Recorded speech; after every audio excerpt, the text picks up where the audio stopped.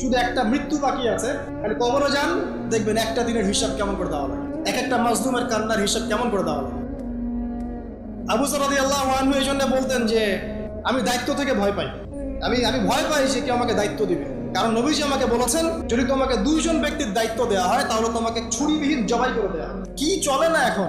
সবই চলে, আইনের ফাঁক ফোকর, জেনা, আপনার ঘুষ, আপনার দুর্নীতি, আপনার প্রতারণা, অন্যের সম্পদ আত্মসাৎ, কি চলে না ভাই? এবং এগুলো যে চলে, এই চলাগুলোকে আমরা স্বাভাবিকভাবে নিয়েছি, মানে এগুলো হয়। ঘুষ দিতে হয়, দুর্নীতি করতে হয়, ওকে 10 টাকা খাওয়াতে হয়, তাকে 5 টাকা, তাকে 2 টাকা, কমন ট্রেন্ড আমাদের কাছে। শুধু একটা মৃত্যু বাকি আছে। মানে কবরে যান, দেখবেন একটা দিনের হিসাব কেমন করে দেওয়া লাগে, এক একটা মাজলুমের কান্নার হিসাব কেমন করে দেওয়া লাগে। আবু যর রাদিয়াল্লাহু আনহু এই জন্য বলতেন যে আমি দায়িত্ব থেকে ভয় পাই, আমি ভয় পাই যে কেউ আমাকে দায়িত্ব দিবে। কারণ নবীজি আমাকে বলেছেন, যদি তোমাকে দুইজন ব্যক্তির দায়িত্ব দেওয়া হয় তাহলে তোমাকে ছুরিবিহীন জবাই করে দেওয়া হয়েছে। আর আমরা এখন দায়িত্ব নেওয়ার জন্য মুখিয়ে থাকি, আমাকে দেন, আমি ভালো, ও খারাপ, আমি ভালো। দায়িত্বর যখন হিসেব বুঝিয়ে দেওয়া লাগবে আল্লাহর কাছে, তখন আপনি কান্না করতে করতে শেষ হয়ে যাবেন। বিশ্বাস হচ্ছে না? অপেক্ষা করতে থাকেন। এই যে বড় বড় বিশ্ব নেতাদেরকে দেখছেন না, পরকালে এদের আকৃতি হবে পিঁপড়ার মতো। এই যতটুকু যদি এরা জুলুম করে থাকে, পরকালে পিঁপড়ার মতো আকৃতি হবে এদের, অন্ধকার ছেয়ে থাকবে এদের উপরে, পুলসিনেতে আটকা পড়ে থাকবে। যত মানুষের হক নষ্ট করেছে সবাই একের দিকে আঙুল তুলে থাকবে, আমার এই করেছে, আমার সেই করেছে, আমার এই দেয়নি, আমার সেই দেয়নি। দেখেন, বাস্তব দেখবেন চোখ দিয়ে।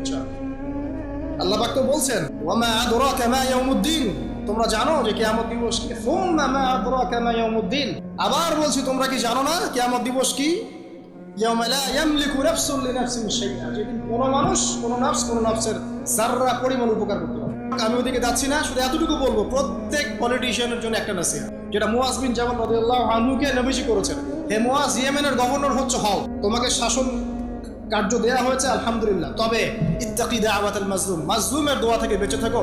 কারণ ফালাইসা বাইনাহা ওয়া বাইনাল্লাহি হিজাব, কারণ মাজলুমের দোয়া আর আল্লাহর মাঝখানে কোনো পর্দা থাকে না। ব্যাস একটা নসিহত আপনার জন্য যথেষ্ট। সেটা হচ্ছে যে তিনি বলছেন, নবী সাল্লাল্লাহু আলাইহি ওয়াসাল্লাম একদিন আমাকে বললেন, যদি দুইজন ব্যক্তি শুধুমাত্র আল্লাহর জন্য পরস্পরকে ভালোবাসে, যদি দুইজন ব্যক্তি পরস্পরকে শুধু আল্লাহর জন্য ভালোবাসে, তাহলে এই দুইজন ব্যক্তিকে কিয়ামতের মাঠে নূর বা আলোর মিম্বর দেয়া হবে। এই যে মিম্বর দেখছেন, এরকম নূর বা আলোর মিম্বর দেওয়া হবে, যেটা দেখে শহীদগণ এবং নবীগণ ঈর্ষা করবে। কি আমলের কারণে তাকে এই মর্তবা দেওয়া হবে? আমলটা কিন্তু মনস্তাত্ত্বিক আমল, বাহ্যিক কোন আমল। কি আমল? আল্লাহর জন্য একজন আরেকজনকে ভালোবাসছে।